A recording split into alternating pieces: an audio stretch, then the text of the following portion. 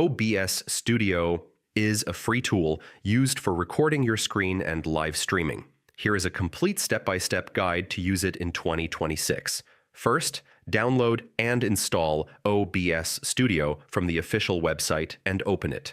When you open it for the first time, go to Settings and set your language, resolution, and FPS based on your PC performance. Next, set up a scene. A scene is your main layout where everything appears. Click the plus button under Sources to add what you want to capture. To record your screen, select Display Capture.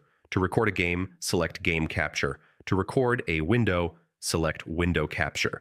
If you want to add webcam, add Video Capture Device and select your camera. Go to Settings, Arrow Output, and set recording quality.